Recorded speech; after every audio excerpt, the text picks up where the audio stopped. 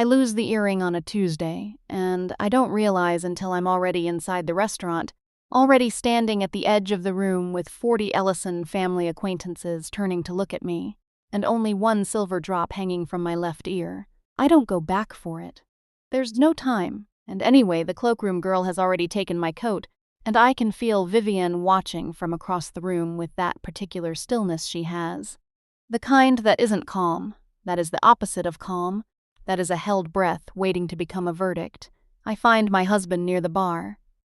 He's talking to two men from his firm, laughing at something, and when he sees me, he smiles in the distracted way that I have learned, over 3 years of marriage. Means he is glad I'm here, but not tracking the details. He doesn't notice the earring. He kisses my cheek and turns back to his colleagues, and I stand beside him and smile at all the right moments and touch the bare right ear with my fingertip just once, and then I stop. This is the Ellison Foundation spring dinner. It happens every year. Every year, I wear something appropriate and say the right things and answer questions about the renovation projects I've been working on. And every year I come home and take off my shoes at the door and feel the specific tiredness of a person who has been performing for 3 hours. My name is Margot. Margot Ellison, technically, though I kept my maiden name for work. Margot Voss on the door of the studio. Margot Ellison at dinners like this one. I am 31 years old, and I have been married to Dominic for 3 years and together for 5. And I love him in the way you love something that has become so familiar that you forget to check whether it still fits correctly.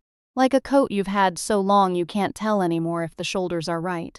Vivienne finds me at the appetizer table. She is 63 and looks 52, and moves through a room the way water moves through a narrow space, apparently effortless, actually under considerable pressure. She kisses both my cheeks and holds my arm and smiles at me with the full wattage of someone who has decided, a long time ago, exactly how much warmth to dispense and to whom. "Margot," she says, "you look tired." "I'm fine," I say. "Of course you are." She picks up a small plate and examines the canapes. "There's someone I'd like you to meet. She's just arrived in the city. Old family, the Drays. You won't know them. They've been in Geneva for years. She's looking to invest in some property here. I thought your firm might be a natural introduction." I say that sounds lovely. I smile. I eat a canapé. And then Vivienne brings her over. Her name is Celeste. Celeste Dray. She is perhaps 28, with the kind of face that has been arranged rather than simply grown. Everything a little too considered, a little too placed. Her dress is extraordinary. Her hair is done the way mine never quite manages. She shakes my hand and smiles at me and says she's heard so much about my work, and she holds eye contact for exactly 2 beats longer than necessary. Celeste's family has been involved with the trust before, Vivienne says smoothly, with her hand on Celeste's arm. Her father and Dominic's father were very close, years ago. It's wonderful to have her back in our world. Our world. I notice the phrasing. I file it. What I don't know yet, what I will not know for 3 more weeks, is that there is a document sitting in Vivienne's lawyer's office with my husband's name on it and mine on it, and a signing deadline attached to the Ellison Trust renewal meeting in 6 weeks' time. What I don't know is that this dinner is not an introduction. It is the opening move. I reach up and touch the bare right ear again, the place the earring should be, and feel the small, cold absence of it. The next 2 weeks are a masterclass in something I can only name in retrospect. Celeste comes to lunch with Vivienne and mentions casually that she's met Dominic at a charity event, one I wasn't at, one I'd missed because of a client installation that ran late. She liked his talk about sustainable architecture, she says. She asks me thoughtful questions about my work. She is perfectly, precisely, pleasant, and Vivienne begins to arrange things. Dominic's firm has a new client looking for a residential designer. Did I know? Vivienne happens to mention it to Celeste, who mentions it at dinner, and somehow the referral does not come my way. A weekend trip to the Ellison country house. Vivienne invites Celeste because she's already coming up that way, and mentions it to Dominic first, so that by the time I hear about it, it's a fact rather than a question. Small things, careful placements, a new seating arrangement at every table. I notice all of it, and I tell myself I'm being paranoid. I tell Laurel on a Wednesday night over wine in her kitchen, and she does not tell me I'm being paranoid. What exactly did Vivian say at the dinner? Laurel asks. She is sitting cross-legged on her counter in socks, which is just how she is, and she's holding her glass with both hands and watching me with the specific attention she has that makes you feel like your words are being kept safely. She said Celeste's family was involved with the trust before, that she was back in their world. Their world. Yes. Laurel is quiet for a moment. Then she says, Margot, when does the trust renew? I look at her. 6 weeks. She nods slowly. She doesn't say anything else. But she sets down her wine. Laurel has her own particular grief this year. She and her partner of 4 years separated in January, and she is navigating the strange aftermath of a love that ended without a villain, which is in some ways harder than the kind with one. She goes to work, and she calls me, and she sits on her counter in socks, and she does not fall apart, and I love her for the precision of her grief. She contains it carefully. She doesn't leak. What she says before I leave, I want you to start paying attention to the paperwork in your house. What? The joint accounts. The trust documents you signed when you married into the family. Any letters from Vivian's lawyers. Just look, promise me. I promise her. I tell her she's reading too much into it. I go home and I lie next to my husband and I look at the ceiling and I think, 6 weeks. The ticking is already there. I just hadn't let myself hear it yet. Here is what I understand about Vivian after 3 years. She does not act from cruelty. She acts from a blueprint. She looked at her son's life and she made a plan. The way she made plans for the foundation's annual budget or the renovation of the country house, or the seating chart at every dinner, thoroughly, without sentimentality, with full confidence that her judgment was not only correct but kindly meant. She decided what the Ellison family needed. She drew up the specifications, and then she started building. What she decided, sometime in the last year, is that I am not the right material. I'm not wealthy enough. My family isn't connected. I'm a working designer who keeps her maiden name professionally, who sometimes arrives at dinners with 1 earring because she was running late, who does not have the kind of pedigree that shores up a family trust facing scrutiny from its own board members. In Vivian's blueprint, I am a load-bearing wall in the wrong place, not malicious, just structurally inconvenient. Celeste, on the other hand, is exactly right. Old Geneva money. The Dre name. A father who had a relationship with Dominic's father that Vivian has apparently decided translates into destiny. What Vivian has not accounted for is that Celeste is not what she says she is. I don't know this yet, but I am beginning to notice something. I run into Celeste at a gallery opening. She's there with Vivian. I'm there alone because Dominic is working, and I watch her speak to the gallery director. She talks about a particular artist with the fluency of someone who was briefed this morning. She mentions a collection her family holds in Geneva with the exact cadence of a person who has learned a story by heart. It is the difference between describing a house you've lived in and describing a house you've studied from photographs. I am an interior designer.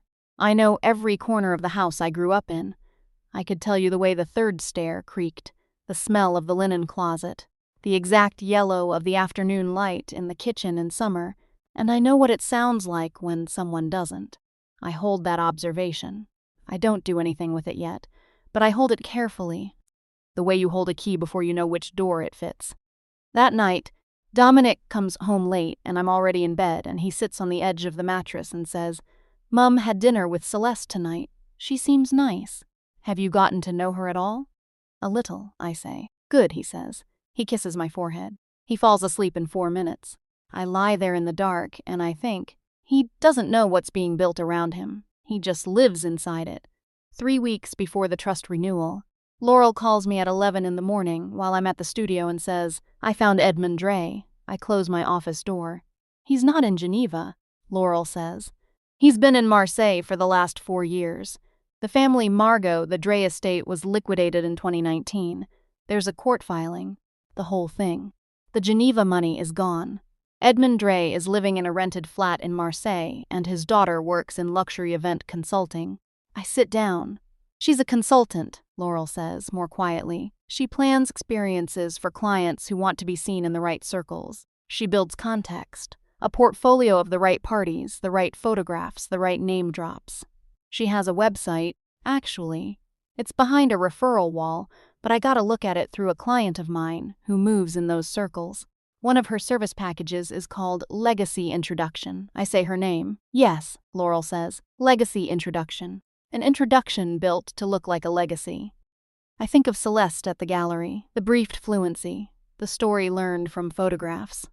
I think of Vivienne, who blueprints everything, who wanted a specific kind of woman for her son's future, and who had the resources to commission one if the real thing wasn't immediately available. Laurel, I say. Does Dominic know? A pause. I think he knows Celeste. I don't think he knows the rest. Which means I have a husband who is, right now, in the process of being convinced that his wife is the wrong material and that there is a ready replacement standing by. And he has no idea that the replacement is a product, not a person. 3 weeks, I say. 3 weeks, Laurel says, and then she says the thing I don't expect. Margot, before you do anything, I want to know what you want. Not what's right, not what Vivian deserves, what you want. I don't answer immediately. I look around my studio, the mood boards on the wall, the fabric samples, the plans spread across the drafting table, the small, framed photograph of Dominic and me on our wedding day, where I am laughing at something he said and haven't managed to look at the camera yet. I want my husband back, I say. I want to know if he's still there to get back. I do something I'm not proud of. I go through the home office. Not Dominic's private files. The shared ones, the ones I have every right to access, the household documents, the insurance records, the trust paperwork I signed when we married and have not looked at since. And there, in a pale blue folder I don't remember seeing before, filed between the utility accounts and the insurance policy, is a document I have to read 3 times to understand, a postnuptial agreement.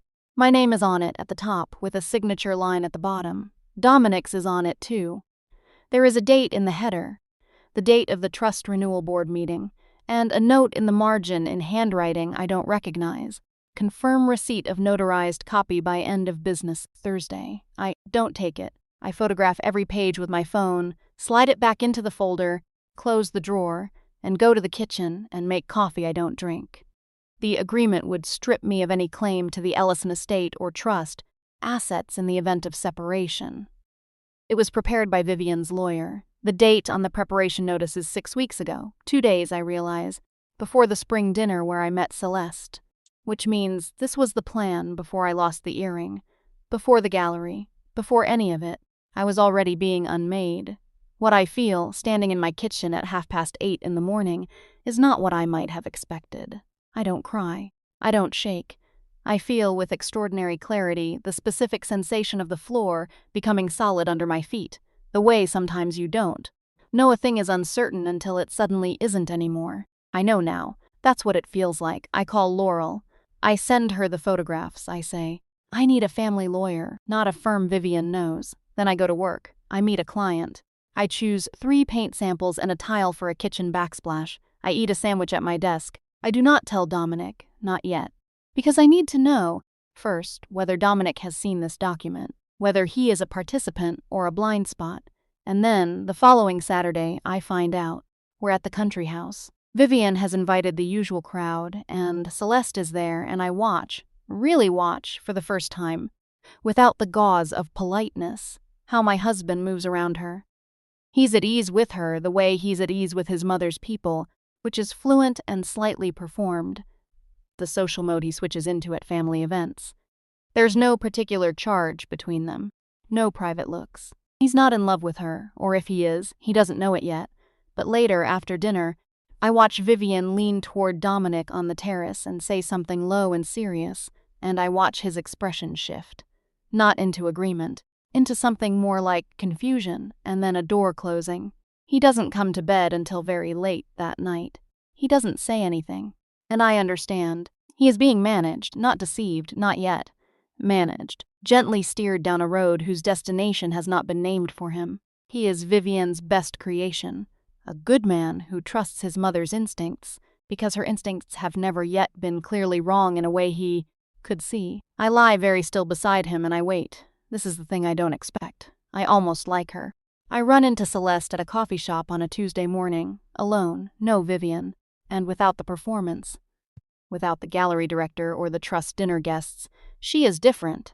Smaller. There's a tiredness around her eyes that the dinner makeup doesn't show.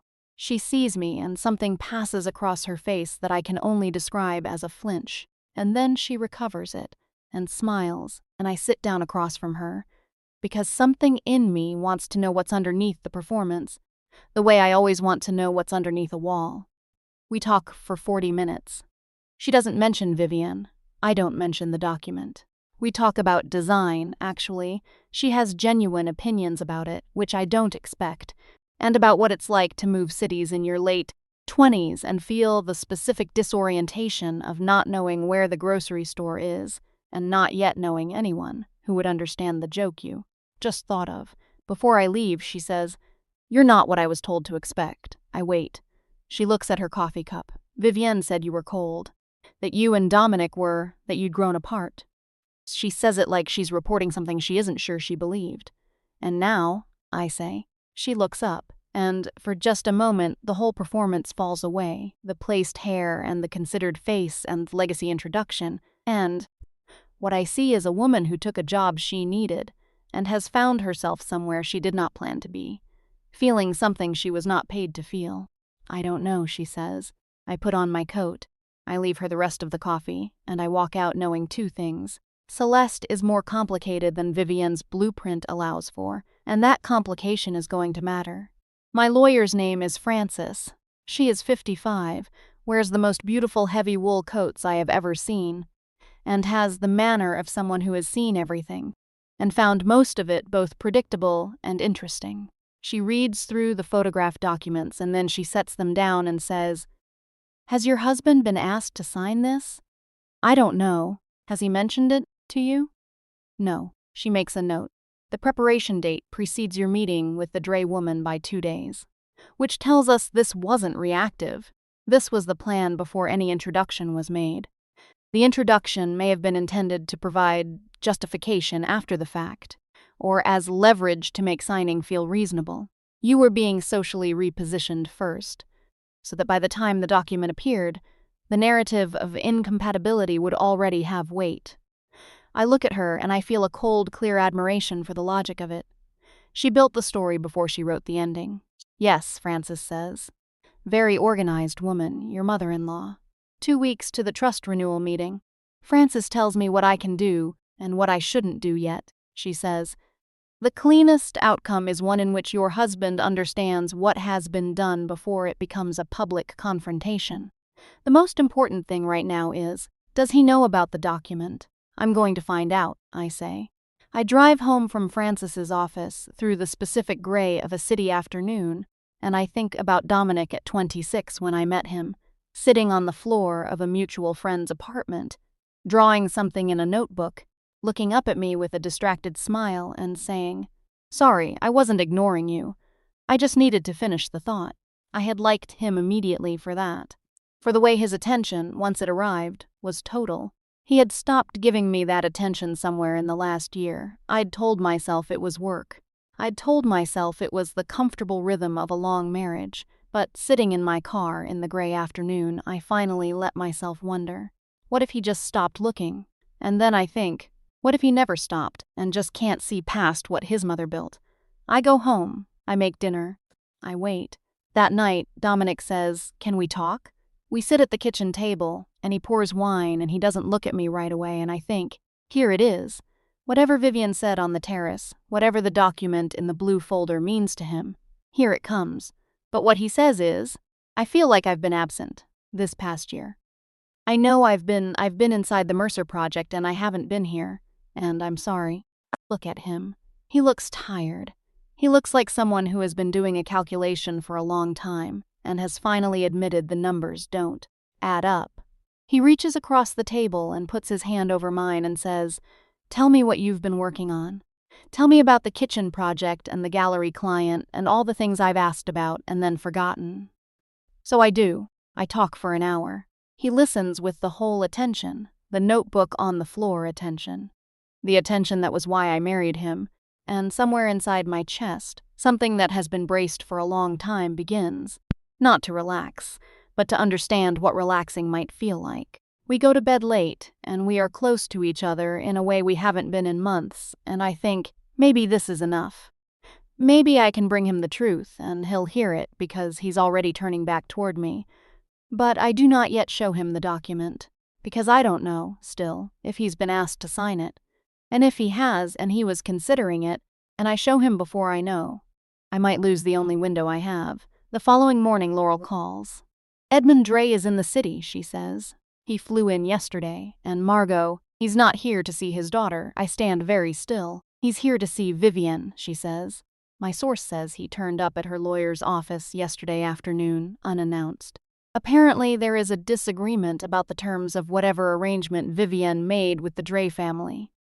A disagreement, which means there is a crack in Vivian's blueprint, a stress point she didn't plan for. When you say terms, I say carefully. He believes he was promised a formal reintroduction to the Ellison Trust board-level access, not just a social relationship. Apparently, Vivian offered his name as a restoration of the old alliance, and now he's finding out the trust board doesn't know he exists. The false resolution, I think, was last night. The warmth, the wine, the returned attention, that was real. But the story isn't over yet. 11 days, I say. 11 days, Laurel says. I should say this. While all of this was happening to me, Laurel was quietly having her own story. The ex, whose name is Oliver, and who is careful and kind and who ended things, because he said he couldn't tell if they were growing together or just comfortable, had started appearing again. Not pursuing, just present. A text about a shared book recommendation. A run-in at a mutual friend's birthday. The slow regravitating of two people who separated without a real ending. Laurel did not tell me about this until the Tuesday before the trust dinner. We were walking in the park, and she was telling me about Edmund Dre, and then she stopped and said, Oliver asked if I'd have dinner with him. I stopped too. I said yes, she said. And then, looking at me with that careful precision, is that terrible? Why would it be terrible? Because I broke up with him. Because I told you I was done. She paused. Because wanting something back is terrifying.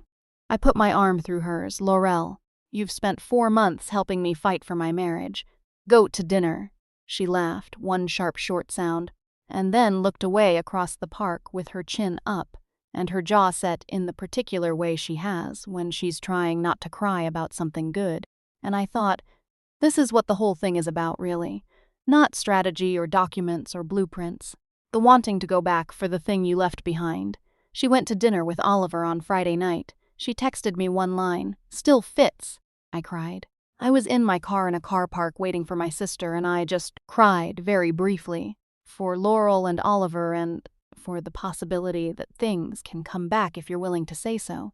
Then I dried my eyes and drove to the studio and started preparing what I was going to say at the trust dinner in 9 days. I need to know about the document before I can act. I choose a morning when Dominic is in a long site meeting, and I go back to the blue folder, and the document is gone. In its place is a handwritten note, in Dominic's handwriting, on a piece of his firm's paper, called Mum. Need to discuss before the meeting. He knows. He found it, or was sent it, or the note isn't dated. I don't know if this is recent or 2 weeks ago. I don't know if need to discuss means he's prepared to refuse or prepared to comply. I stand in the office for a long time, holding the note, reading it over and over, as though a 5th or 6th reading will produce new information. It doesn't. What I know, the document existed. My name was on it. Vivian had it prepared. And at some point, Dominic has learned about it and has not told me. I call Frances, she says. That's actually clarifying. If he was going to sign it without question, he would have. The note means he hesitated. Hesitation is something we can work with. Can I go to the trust dinner? I ask. A beat. You have every right to be there. You're his wife. Can I be ready? I'll make sure of it, she says. I hang up. I go to the studio. I pull up the original guest list for the trust dinner, which I have access to because I have always had access. Because I am, still, Margot Ellison, and I read every name. Edmund Dre is not on the list. Celeste Dre is. She has been added in the last 2 weeks. I pick up my phone and I send Celeste a message. Not about the dinner, not about any of it. I send her the name of a gallery she mentioned once, in the coffee shop where she said there was an artist she'd always meant to see. I say, thought of you when I walked past. She replies in 4 minutes. That's kind. Thank you. Then, after a moment, Margot, I think we should talk. We meet in a cafe near the river. It's raining, the particular insistent rain of a city afternoon, and the windows are fogged and the place smells of coffee and warm bread, and she's already there when I arrive, hands around a cup, not performing. She tells me everything. Her father had a relationship with Ellison's father. That part is true. The families were close. But the estate, the money, the Geneva Foundation, gone. Her father spent years rebuilding his network on the strength of the old name and the old stories. And Celeste, who is smart and capable, and had made a real career in event consulting, became the instrument of that rebuilding. Vivienne had found them, had reached out to Edmund Dre through a shared contact, had proposed a specific arrangement. Celeste would be introduced to Dominic as a social companion, as the beginning of a restoration of the old family alliance, and in exchange, Edmund Dre would be given a formal introduction to the trust board as a potential partner. She told my father it would be a gradual thing. Celeste says, a friendship. She said you and Dominic had grown very far apart, and it was only a matter of time. I let that sit. And what she told you, I ask. Celeste wraps both hands tighter around her cup. She told me Dominic was lonely, that his marriage had become formality, that I would be doing everyone a kindness. She pauses. She was very convincing. She had photographs, even, of you at events where you looked. She said you were always alone, always working, never really present. She had photographs. Yes.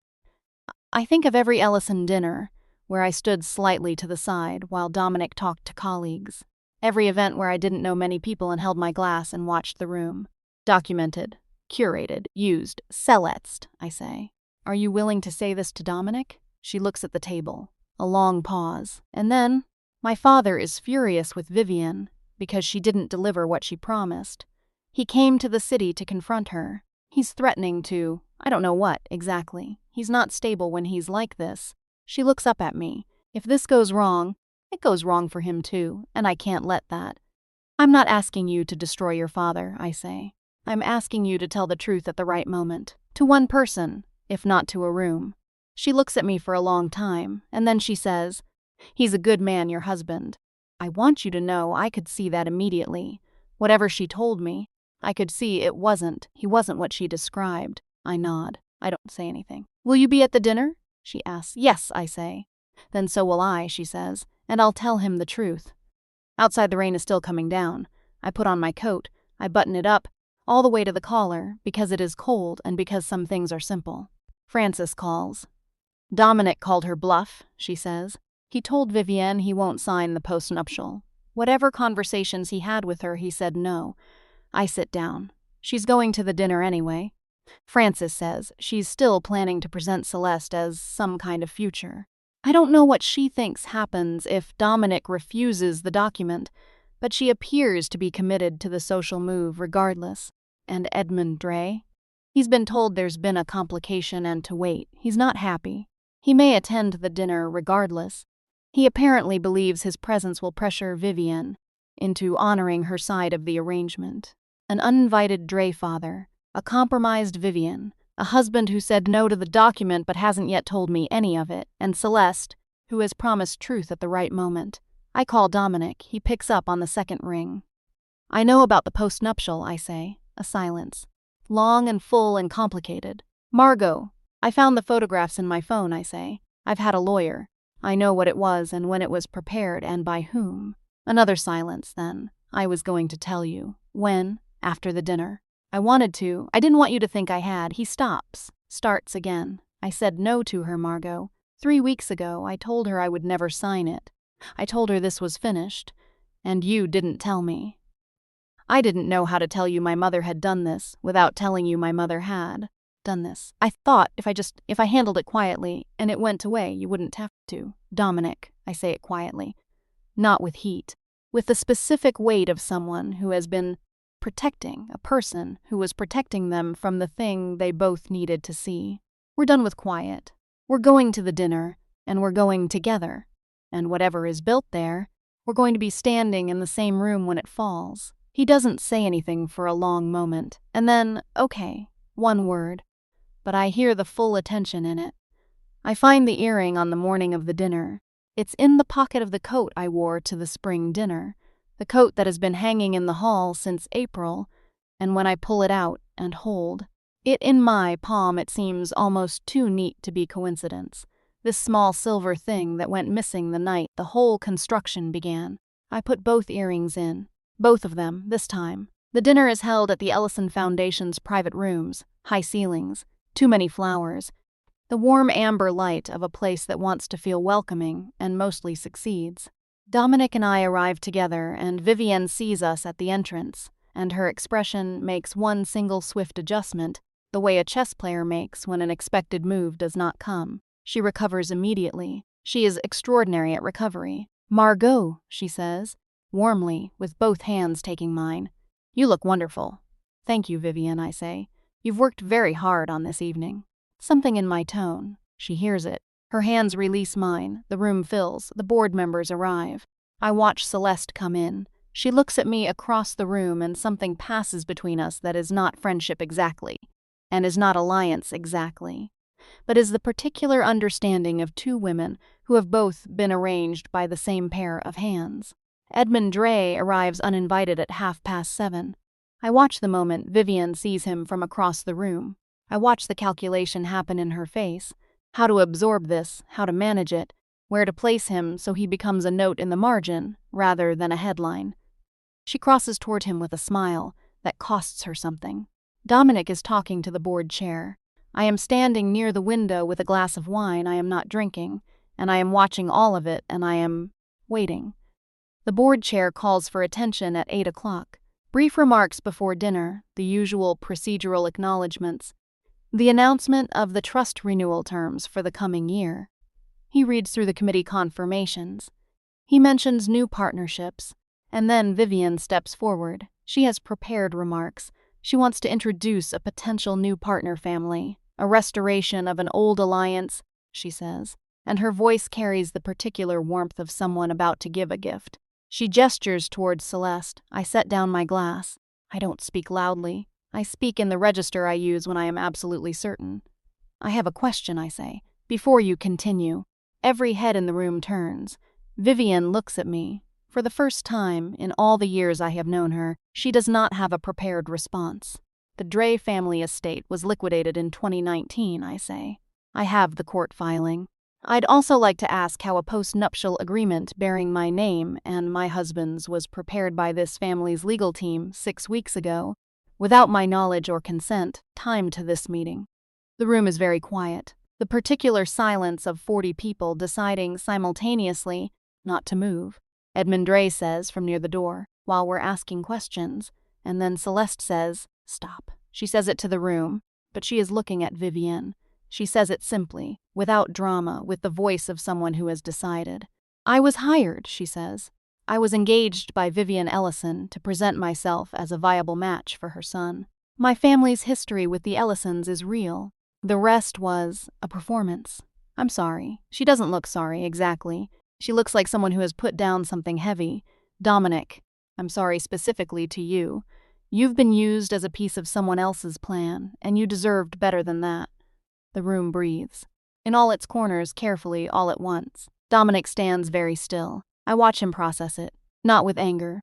Not with the theatrical collapse of a man betrayed, but with the slow, specific expression of someone recognizing an architecture they have been, living inside and only now seeing from the outside. His gaze goes to his mother. He looks at her for a long time. Vivienne says nothing. For the first time in 63 years of managing every room she's entered, Vivienne Ellison says nothing at all. We don't stay for dinner. We walk out into the evening and it is cold, the specific sharp cold of a city at 9 o'clock in late spring when winter is still arguing its case, and Dominic stops on the pavement and puts his hands in his pockets and looks at the sky. "She did this," he says. "Not a question. Yes. For years," he says. "Probably. All those little, the arrangement of things, the things that happen to just happen." He turns to look at me. "How long have you known?" "A month," I say. "I knew something was wrong earlier. I knew everything specific for a month. Why didn't you tell me?" I think about how to answer this honestly. "Because I needed to know if you were standing next to her or next to me." I needed to see what you'd do with the document when you found it. He absorbs this. And now? Now I know, I say. He turns to face me, fully, the way he used to do in early arguments before we both learned to argue sideways. He says, I've been asleep. Yes, I say. Not about her. About you. He says it very quietly. I stopped. I don't know when I stopped looking at you and started just seeing the furniture. The way you look in a room I'm in. And I stopped noticing, and she used that. She used the gap I made. I don't say anything. I let him finish. I don't want a quiet fix, he says. I don't want to handle it and let it go away. I want to. I want to start again. From the beginning of the conversation, not from the middle. Will you tell me what I missed? I look at him. The man on the floor of the apartment, drawing in his notebook. Looking up with the distracted smile and saying, I just needed to finish the thought. That's going to take a while, I say. I know, he says. Dominic, I say. Where is the nearest place that makes a good cup of coffee at 9 o'clock on a Tuesday? He blinks. Then he smiles, surprised at himself for smiling, which is how I know it's real. He says 3 blocks. Then let's go, I say. And you can tell me about the Mercer project, every single thing. And I'll tell you about the gallery client, and the kitchen backsplash, and the 3 paint samples. He laughs, short and genuine. He takes my hand, we walk. What happens to all the pieces? Edmund Dre confronts Vivian publicly enough that it ends up being noted in the trust board minutes as an unresolved prior commitment requiring formal clarification. Francis handles the postnuptial, which was never signed, which matters legally, and drafts a formal record of its existence and the circumstances of its preparation. It sits in a file. It will matter if it's ever needed. Vivienne does not apologize. She sends me a card, a week after the dinner, on her personal stationery, which says, I believe I acted in my son's best interest. I understand I was wrong about what that meant, which is the closest thing to an apology she is architecturally capable of, and I read it 3 times and put it in the desk drawer and leave it there. Dominic has a long, difficult conversation with his mother that I am not present for, and that he comes home from very tired but very clear-eyed.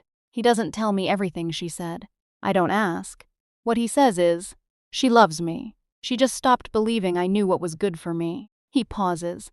She might even be right that I got complacent. She's wrong about everything else, I tell him. You're allowed to love her and be furious with her at the same time. I know, he says. And then, that's something I learned from watching you. Celeste leaves the city. She sends me one more message before she goes. I think I'm going to try doing something that doesn't require a performance. I tell her I hope she finds it. I mean it. Laurel and Oliver have a second dinner and a third and are currently negotiating the precise terms of starting again, which mostly involves a lot of talking and apparently a very good wine bar near Oliver's flat. She sounds lighter than she has in a year. She sounds like Laurel. And me? 3 weeks after the trust dinner, Dominic and I drive up to the country house for the first time since the dinner that started everything. Vivian is not there. We've agreed on a temporary distance that may eventually become a considered closeness, depending on what the next months show. The house is ours for the weekend. Just ours. We walk through the rooms and it's strange. The way things are always strange when the furniture is the same, but the context has shifted. Like reading a word you've always known, and suddenly hearing it in a different register. In the hallway mirror, I catch my reflection, both earrings in, the silver drops catching the afternoon light from the window at the end of the hall. The window that faces the garden, the window that makes everything inside glow that particular amber when the light is failing. Dominic comes up behind me, and I watch him in the mirror, the way he's looking at me. Really looking, with the full attention, the attention I thought I'd imagined when I couldn't find it for a year, and then recognized the moment it came back. He reaches forward and adjusts my right earring, just slightly, the smallest calibration, a millimeter to the left, and says, "Still there." He means the earring. He means the other thing, too. We both know it. I lost this, I say, the first night I met Celeste. It fell out of my ear at the spring dinner, and I never found it until it came back to me in a coat pocket on the day everything ended. What does that mean? He asks. I look at us in the mirror, this specific us in this specific light, in this house that has been used as a piece of someone else's story, and is now ours again. I think of Frances in her beautiful coat, saying hesitation is something we can work with. I think of Laurel on her kitchen counter in socks. I think of Celeste putting something heavy down and looking lighter for it. It means sometimes the thing you lose at the beginning, I say, is the thing that tells you when you've found your way back. He puts his arms around me from behind. I lean into him. In the failing garden light, in the mirror, we are very ordinary and very specific, and that is exactly right. This ending belongs to no other story. We go inside. I don't look back at the mirror. But this time, I know what I'm walking toward.